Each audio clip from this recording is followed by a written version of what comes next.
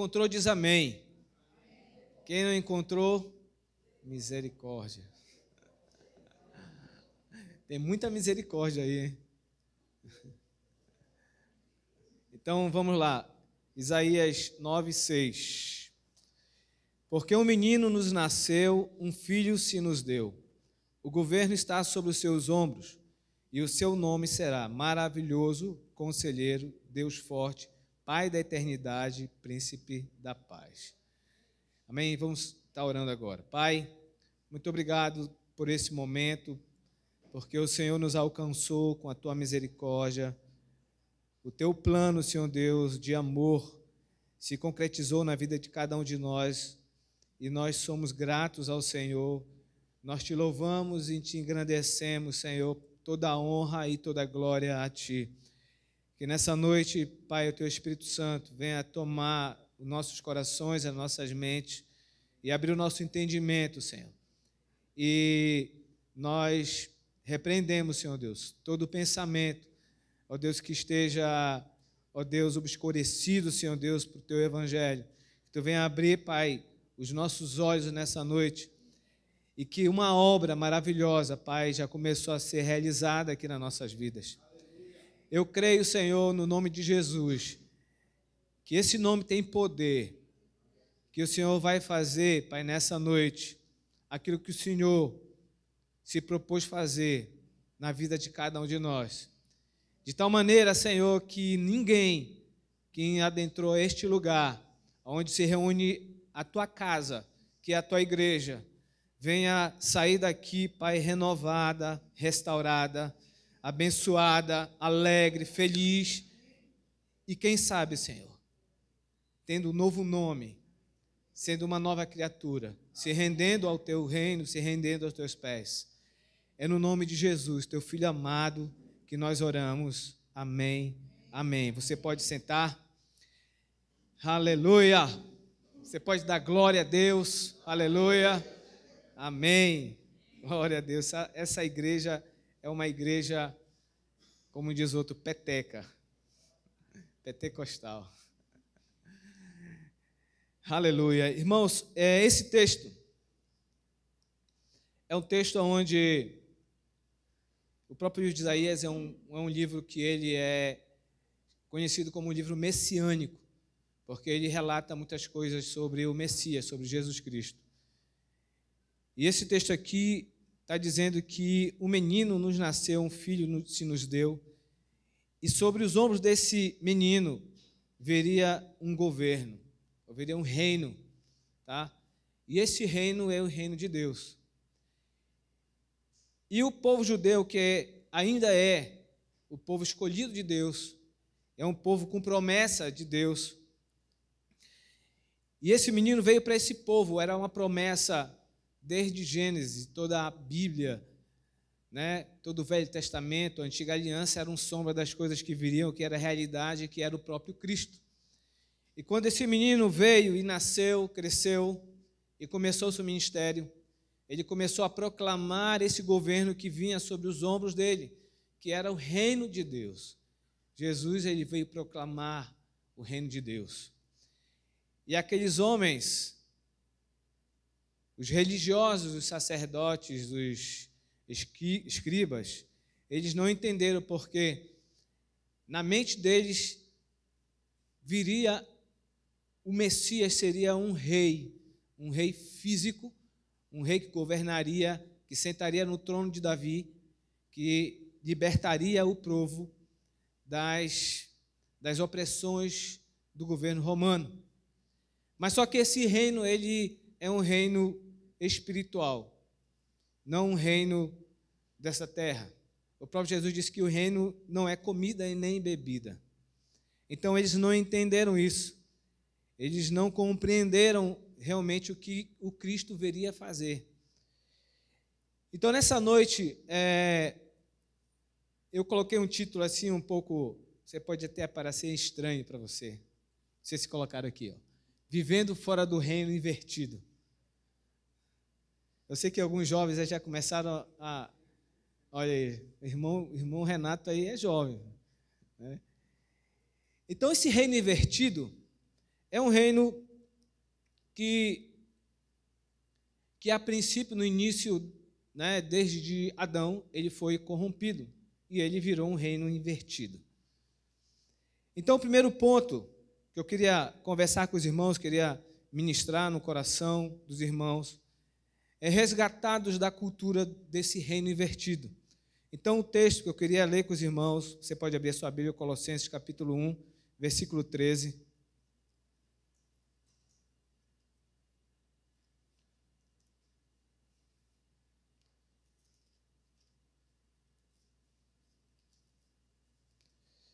Colossenses 1,13 diz assim: Ele nos libertou do império das trevas e nos transportou para o reino do Filho do seu amor.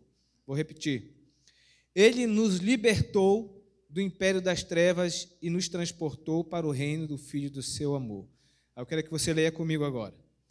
Ele nos libertou... Não, mas aí está muito fraco. Ele te libertou mesmo? Eu acho que sim, né? Então tem que ser mais forte para o outro reino invertido escutar e saber quem você é. Amém? Ele nos libertou do império das trevas e nos transportou para o reino do Filho do seu amor. Amém? Glória a Deus. Então, nós fomos libertos desse império, desse reino que eu falei que era um reino invertido. Eu vou falar para você porque é um reino invertido. Então, Colossenses 1,13 diz que nós fomos libertos desse império. Então, você vivia nesse império, você vivia nesse reino, você participava das coisas desse reino e você era um cidadão desse reino invertido. E como eu falei para vocês, o reino verdadeiro, ele foi corrompido desde Gênesis, quando o pecado entrou na humanidade. Então, esse reino, que era o reino verdadeiro, se transformou no reino invertido. E em João, 1 João 5,19, diz o seguinte, que o mundo jaz no maligno. Então, é um resultado desse mundo invertido. Esse reino invertido é um reino onde, como já está dizendo, é invertido. É um reino onde existem as inversões de valores. Uma das inversões é você só importa para o outro se você ter. Se você tiver algo para oferecer, principalmente dinheiro, principalmente posição. Então você tem valor nesse reino invertido.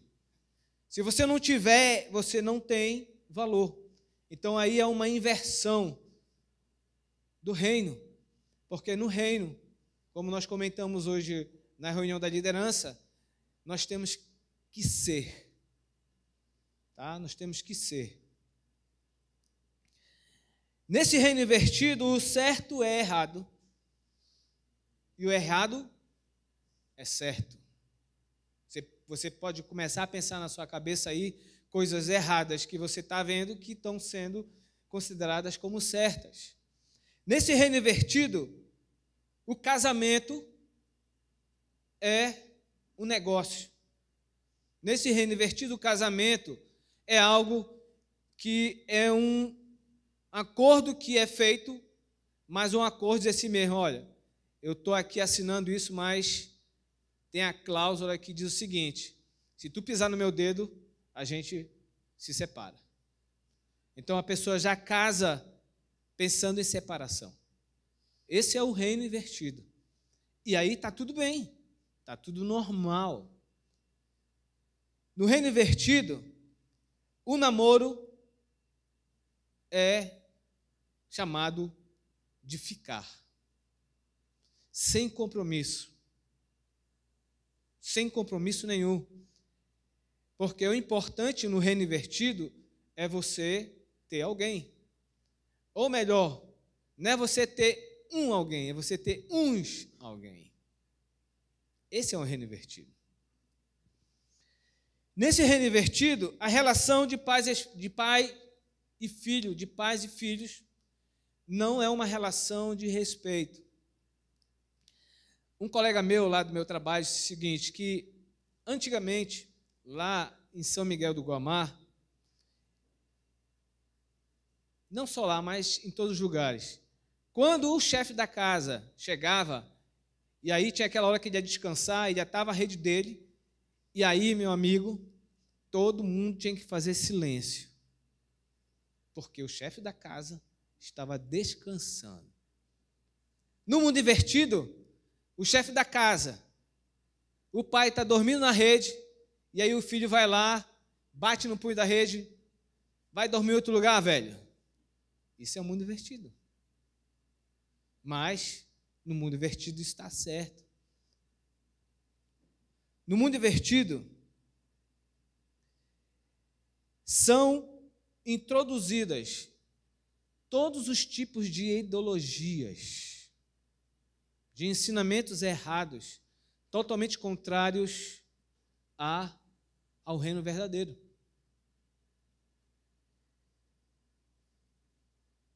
Vocês sabem, e a gente sempre comenta aqui sobre a ideologia de gênero, que é algo que tem sido colocado como uma coisa correta. Tudo isso que eu estou falando aqui vem proveniente da queda, do pecado. São consequências do pecado. Efésios 2, capítulo 1 e o versículo 2, diz que nós andávamos segundo o curso deste mundo e segundo o príncipe da potestade do ar. Então, como nós lemos ainda há pouco, nós fomos libertos do império das trevas. Porque anteriormente nós éramos o quê? Nós andávamos no decurso desse mundo. E se você lembrar, para você muitas coisas que para você hoje, que você não vive mais no mundo invertido, mas quando você vivia lá no mundo invertido, você achava normal. Mas hoje não. Porque graças a Deus você foi resgatado, você foi comprado, você foi liberto desse mundo. Você não vive mais no curso desse mundo. Por quê? Porque aqueles que vivem no curso desse mundo, eles não conseguem ver as placas de sinalização aonde você vai ter uma vida, como nós cantamos aqui, uma vida abençoada, próspera, sua família, os seus filhos abençoados.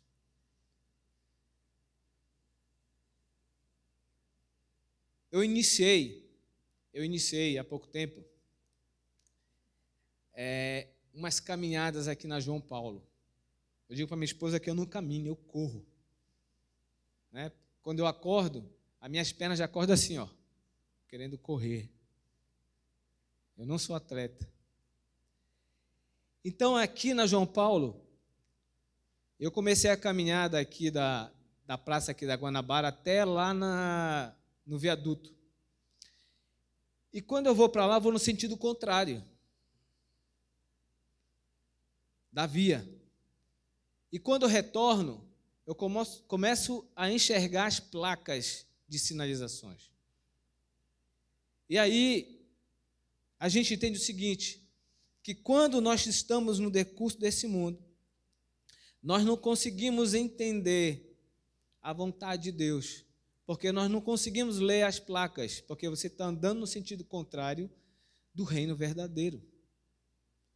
E aí, você começa a ter as consequências na nossa vida, na sua vida. Como falei para vocês, o reino de Deus, ele é espiritual. Lucas 17, 20 e 21, os fariseus começam a indagar Jesus sobre o reino. Jesus fala para ele, olha, o reino de Deus, ele não tem visível aparência. E ele fala mais, quando disserem para vocês que o reino de Deus está aqui, ali, acolá, não acreditem, porque o reino de Deus está onde? Dentro de nós. Irmãos, isso aí é uma revelação muito forte, porque todo o ser humano, todo o homem, né, generalizando o homem, tanto o sexo masculino como feminino, mulher e homem, eles já nascem dentro deles com um espírito humano soprado pelo próprio Deus. Então, eu creio que existe já uma semente pronta para brotar o reino de Deus na vida de todos os seres humanos. De quem, pastor? Daquele que está matando? Sim. De todos aqueles que estão nessa terra, eles têm o reino de Deus dentro deles. Só que eles vivem aonde? No mundo invertido. E como é que eles vão descobrir isso? Que dentro deles tem o reino de Deus. Quando eles tiverem um encontro com o Cristo. Quando eu e você pregarmos o evangelho para eles. Quando eu e você testemunharmos do evangelho do amor de Deus, do Cristo crucificado, daquele que morreu na cruz para resgatar as nossas vidas, para nos tirar do império das trevas. E nesse mundo invertido, existe, né? Eu coloquei aqui como uma ilusão de ótica. O inimigo, ele faz isso, ele fazia isso na nossa vida, ele fazia isso na minha vida. Essa ilusão de ótica, o inimigo, ele quer dizer o seguinte para nós, ele quer que nós acreditamos naquilo que não somos. Naquilo que nós não somos. O que é uma visão de ótica? Essa visão de ótica ela envolve uma imagem, tá? E essa imagem ela é percebida pelo nosso sistema visual de uma maneira que ela é interpretada de uma forma diferente pelo nosso cérebro. Então, uma imagem, a gente enxerga uma imagem, mas aquela imagem, quando ela é interpretada na nossa mente, no nosso cérebro, ela é diferente. Isso é uma visão de ótica. É uma visão de ótica. Então, no mundo invertido, as pessoas, elas estão tendo isso, uma visão de ótica. Elas estão vendo as coisas, mas elas estão vendo de maneira e compreendendo de maneira errada.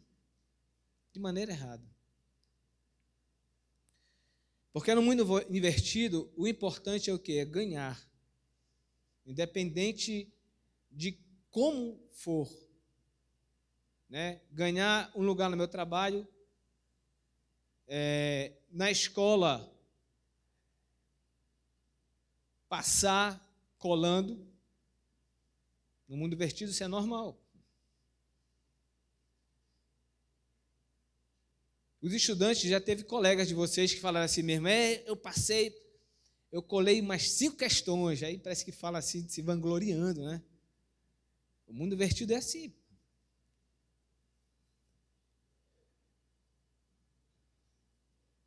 Nesse mundo invertido, existe uma versão de cada um de nós. De cada um de nós existe uma versão invertida. Imagine só, você tem uma versão de alguém que aqui é um discípulo de Jesus e existe uma versão de quem não é discípulo de Jesus. É o que a Bíblia fala, a luta entre a carne e o espírito, entre o novo homem e o velho homem. Então, o mundo invertido, nós vivíamos com uma versão nossa, que não é essa versão real, é uma versão mentirosa, é uma versão corrompida pelo pecado, que graças a Deus na vida de muitos de nós aqui foi resolvida. Essa versão do mundo invertido, ela foi transformada, ou seja, ela voltou para a versão original. Você hoje é uma versão original de Deus. Amém? Você hoje é uma versão original de Deus. E existem mundos hoje, nesse mundo invertido, que tentam ludibriar, né, a mente de muitas pessoas. E eu estava pesquisando na questão hoje que é algo muito forte no mundo, que é a questão virtual. Questão virtual. Que é um perigo para cada um de nós, para cada discípulo de Jesus. É um perigo para a igreja, que é, não sei se alguém já ouviu falar, metaverso. Alguém já ouviu falar no metaverso? Olha, tem um irmão lá atrás, o Dijan já ouviu falar, e alguns. O que é esse metaverso? É um mundo virtual, onde você vai escolher um avatar, ou seja, um boneco virtual, e aí você vai ter uma vida virtual nesse metaverso. E aí a propaganda desse metaverso é o seguinte: o mundo virtual vai transformar o seu mundo real. O mundo virtual vai transformar o seu mundo real. Então, nesse metaverso, nesse mundo virtual, você pode ser o que você quiser. E você pode fazer o que você quiser fazer. Então, eu queria trazer para os irmãos esse perigo e que venha a acender, sabe, na nossa casa, na nossa família, nos nossos filhos, uma luz vermelha. Tá? Isso é novidade. Ou seja, se a pessoa quiser roubar, ele vai roubar virtualmente. Ou seja, ele vai colocar todo aquela versão do reino virtual, do reino invertido, no mundo virtual. Todo o mal. Pastor, nós somos maus? Sim. Nós somos maus.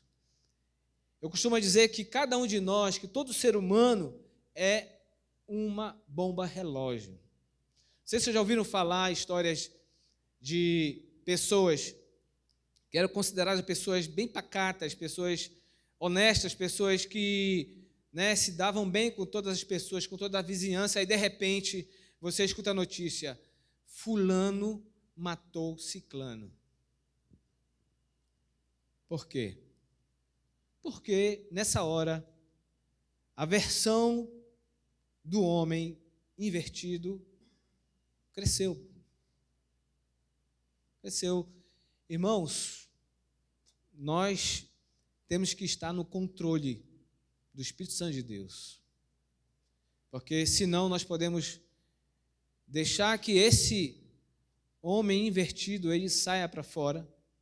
Né? Saia para fora está muito forte, né? Saia para fora. Pessoal de português aí, me corrige.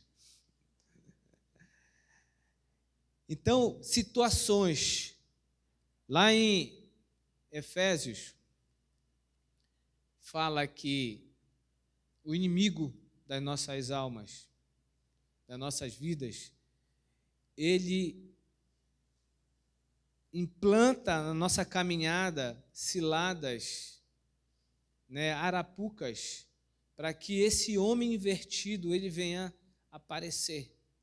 De tal maneira que você cometa algo, um pecado, que pode trazer consequências terríveis para a sua vida.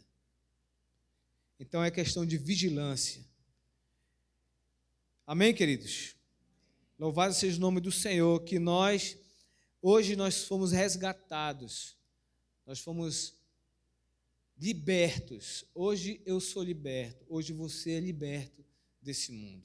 Você não anda mais no decurso desse mundo, você não vive mais a cultura desse reino. Imagine só alguém que venha do Japão e aí venha para cá, para Belém. Um japonês que é acostumado só a comer peixe e arroz.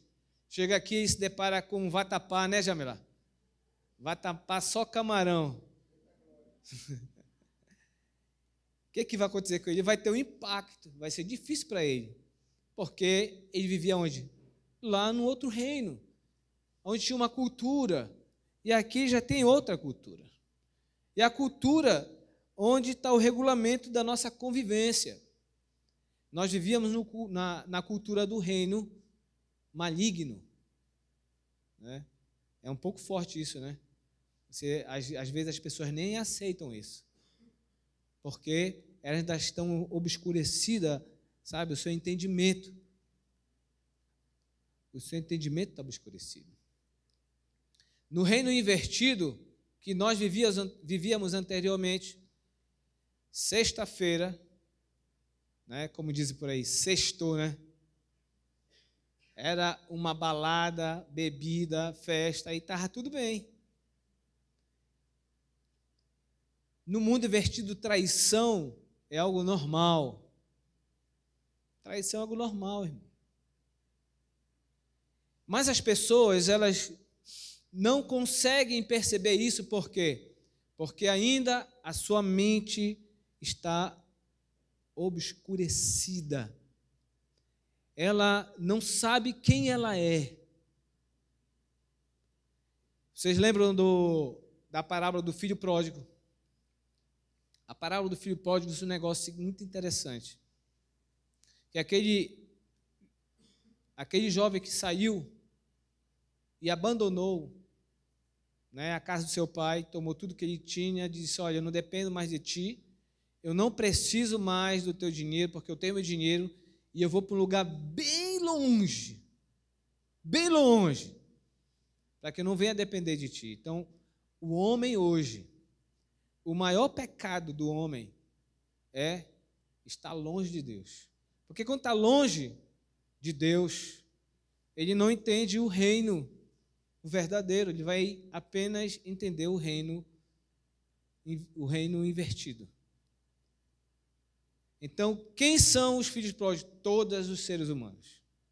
Todos os seres humanos. Eles carregam dentro dele o reino. Mas eles precisam receber a luz, a palavra de Deus. Sabe? Alguém chega lá e diz assim, olha, você carrega em você o reino de Deus. Você não é isso que você é muito mais. E no segundo ponto, depois que você foi resgatado, foi tirado desse reino invertido, você passou a viver a cultura do reino verdadeiro, que é o reino de Deus. Amém?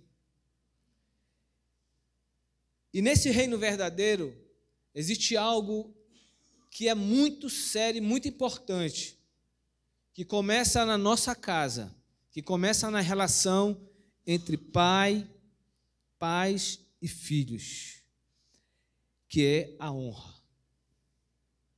Que é a honra. Nessa cultura do reino verdadeiro, que é o reino de Deus, é a honra. Romanos 12, 10. Coloca aqui, irmã Jamila, Romanos 12, 10.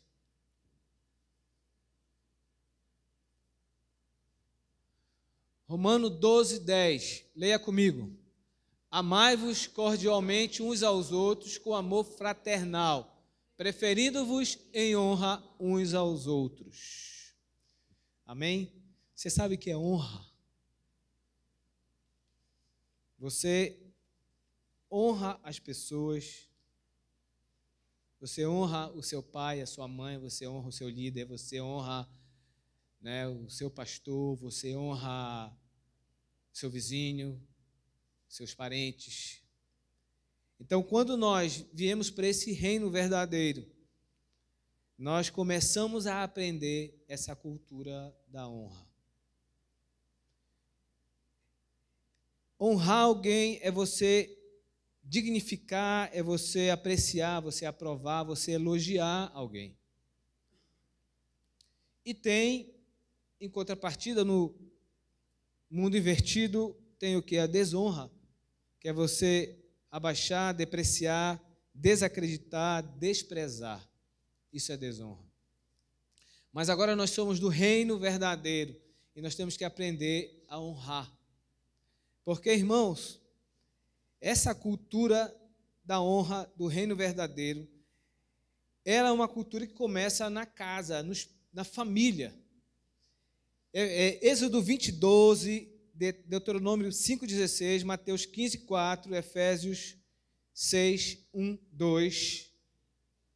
diz que nós temos que honrar, os filhos têm que honrar os pais, porque isso é um mandamento, é o primeiro mandamento com promessa.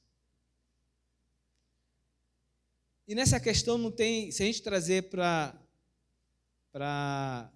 agora, assim, para o cotidiano, não é nem algo espiritual, é algo que, se alguém praticar, independente que seja discípulo ou não, ele vai ser abençoado, porque é uma promessa de Deus, não tem jeito. Se a pessoa praticar, né, se uma pessoa que não conhece a Cristo, mas ele honrar o seu pai, honrar a sua mãe, ele vai aprender isso na sua casa. E aí, o que é que ele vai fazer? Ele vai começar a honrar outras pessoas. No trabalho, ele vai honrar o seu trabalho, ele vai honrar o seu chefe. E ele vai, né, prosperar. Então, essa cultura ela começa dentro de casa. Eu tenho um testemunho na minha vida, né, que eu conheci o Evangelho, né?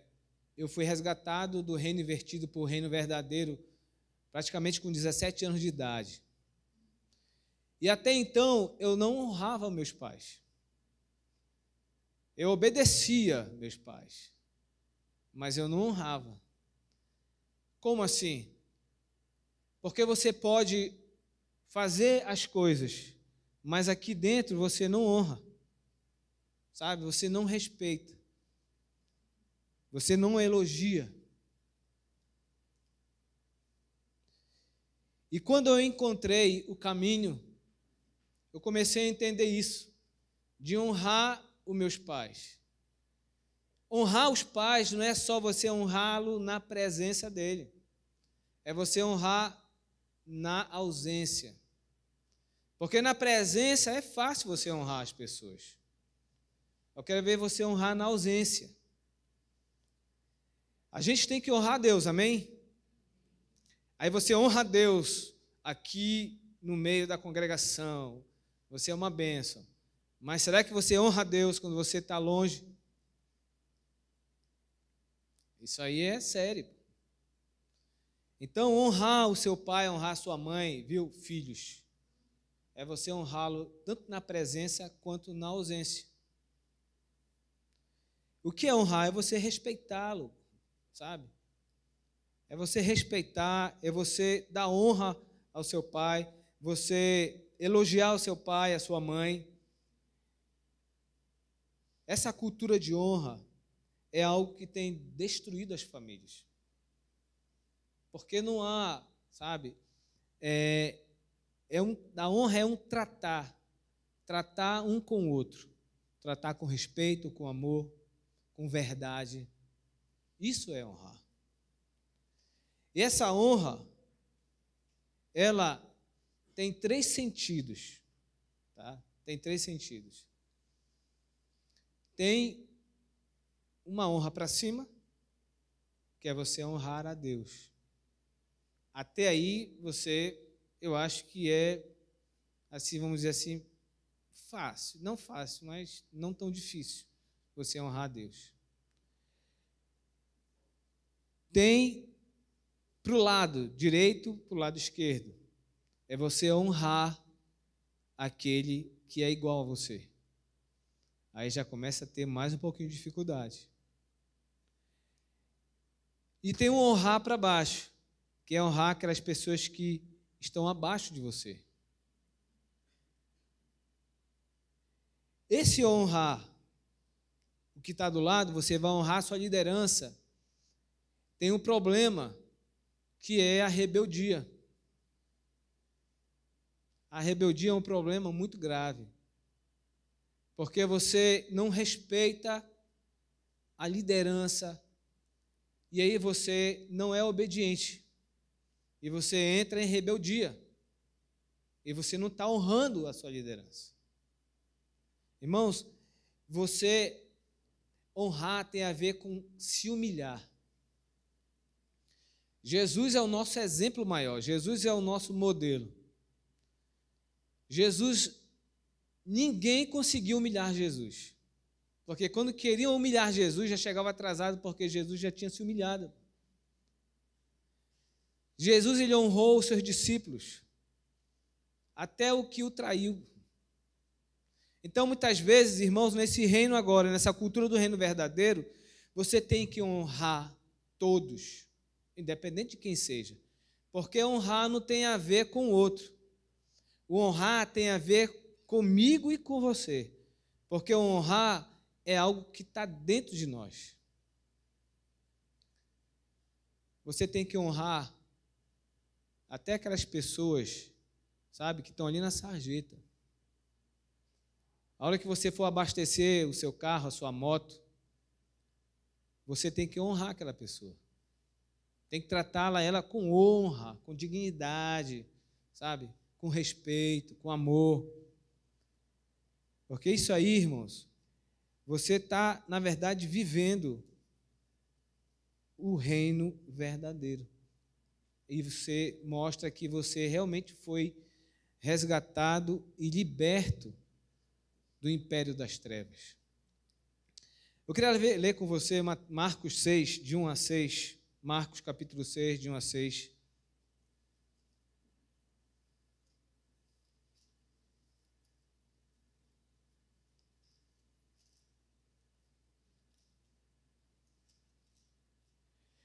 Marcos 6, de 1 a 6, diz assim: Tendo Jesus partido dali, foi para a sua terra, e os seus discípulos o acompanharam. Chegando o sábado, passou a ensinar na sinagoga, e muitos ouvindo se maravilhavam, dizendo: De onde vem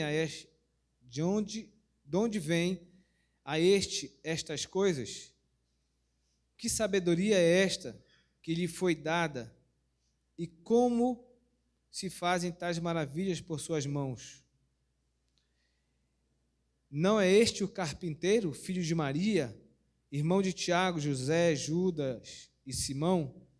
E não vivem aqui entre nós suas irmãs? E escandalizavam-se nele. Jesus, porém, lhes disse: Não há profeta sem honra, senão na sua terra, entre seus parentes e na sua casa.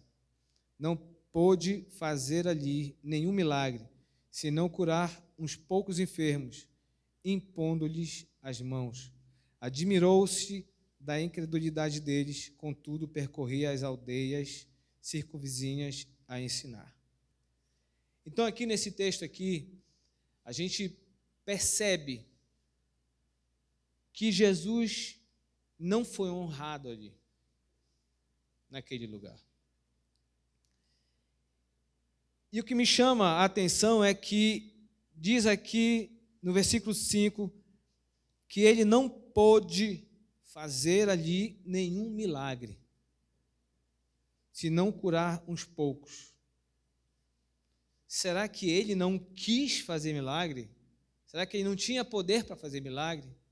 Aqui está dizendo que ele não pôde. Por que ele não pôde? Porque a falta de honra traz o quê? Incredulidade. A falta de honra tem a ver com a incredulidade. É por isso que não pôde realizar muitos milagres ali naquele lugar. Então, o que eu quero dizer nessa noite sobre isso aqui? É que quando a igreja vive em honra, honrando um ao outro, independente da sua posição, vamos dizer assim, organizacional, né, da igreja, aí é um impedimento de milagres. Com certeza absoluta. Com certeza. Mas que não é o caso da Shalom. Aqui nós vivemos honrando um ao outro. Eu fiquei muito feliz com uma fala da nossa irmã, a irmã Rita, hoje, que ela disse que praticamente ela se sentia pequena, né, de tal ponto de ser colocada de lado. Eu não sei se ela viveu isso há algum tempo, mas aqui no nosso meio, ela é uma líder. Porque aqui existe honra. Aqui existe o tratar um com o outro com honra. Por quê? Porque nós estamos vivendo no reino verdadeiro. Nós estamos vivendo o reino verdadeiro. Se eu estou aqui hoje pregando, e muitos irmãos pregam aqui também, é porque existe honra. A liderança aqui honra cada um de vocês. E nós declaramos que são líderes em potencial.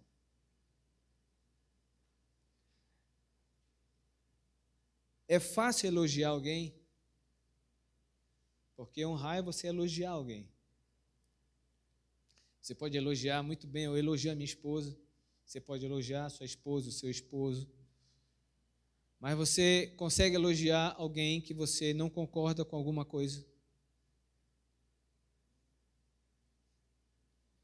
Que você não gosta daquela pessoa, você não tem dificuldade de elogiar. Alguém que vai te trair, você tem muita dificuldade de honrar essa pessoa. Mas o Cristo não. Eu acho impactante quando Judas vai mostrar com um beijo, que era a senha, né, para os soldados prenderem Jesus, a senha era um beijo. E quando ele beija Jesus, Jesus fala para ele algo que é honra. Diz, olha, amigo. Então isso é tratar com honra, é você, por mais que essa pessoa não goste de você, por mais que essa pessoa não seja o seu amigo, mas você trate ela como um amigo. Sabe? Você honra essa pessoa. E eu quero dizer para você nessa noite que se não estão te honrando, não fique triste. Não fique triste. Porque aquele que está lá em cima, aquele que falou assim, meu, olha, se você não me negar aqui na terra, lá em cima, você vai ser honrado. Você vai ser honrado. Você já tem um título que é superior a qualquer outro título. Sabe qual é o título? Título de filho.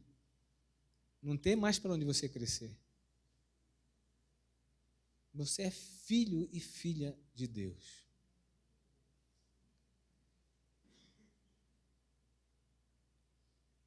E ninguém pode, né, te mudar o que você é. Ninguém pode mudar o que você é. Porque é algo que é interno, é interior, sabe? É interior. Quando você toma isso como verdade, que você é um filho de Deus, nada exterior vai mudar o que está aqui dentro. Porque a palavra, o evangelho chegou para você. E essa semente, ela brotou dentro de você e o reino de Deus nasceu dentro de você. E você tem que sair dessa porta aqui hoje. Sair honrando todas as pessoas, independente de quem seja.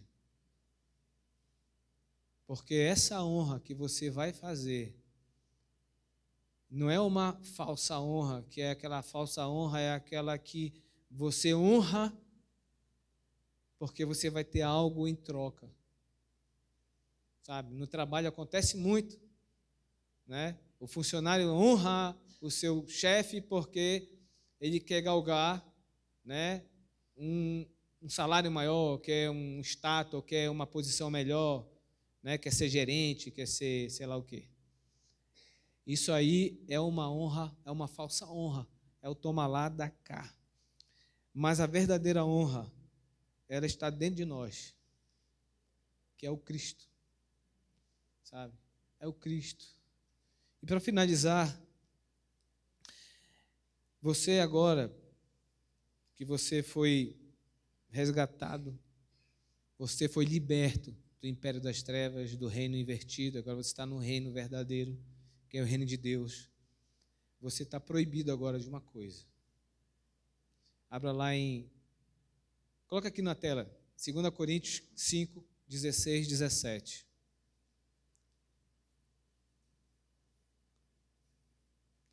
Segunda Coríntios 5, 16, 17.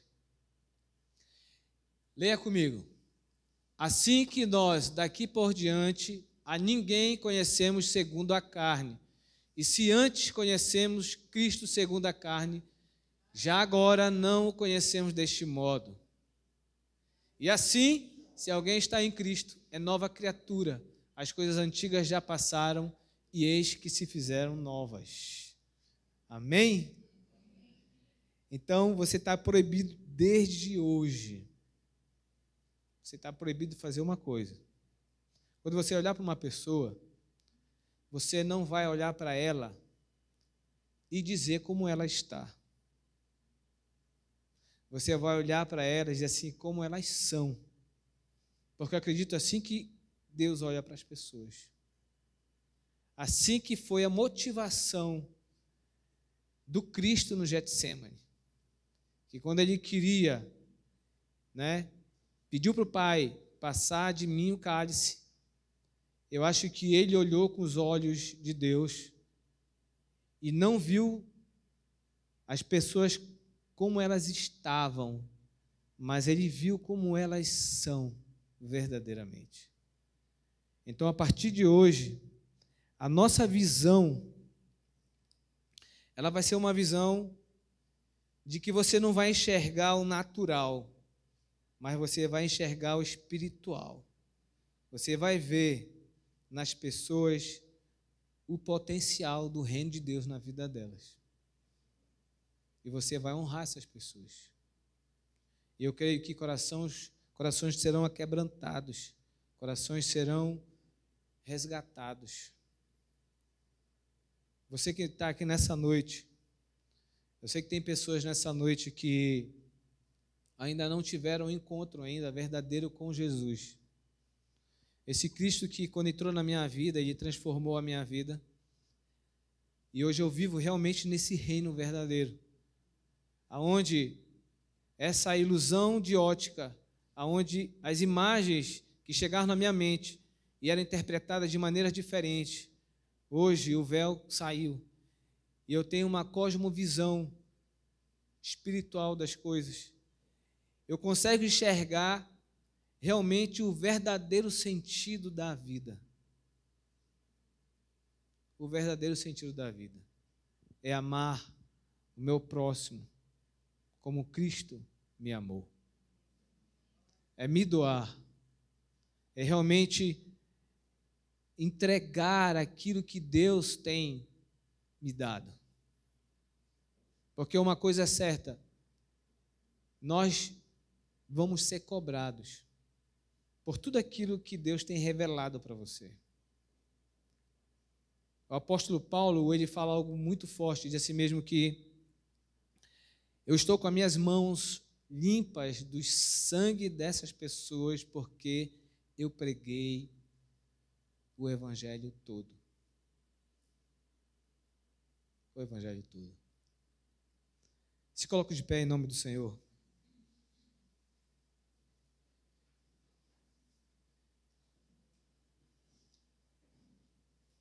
Aleluia.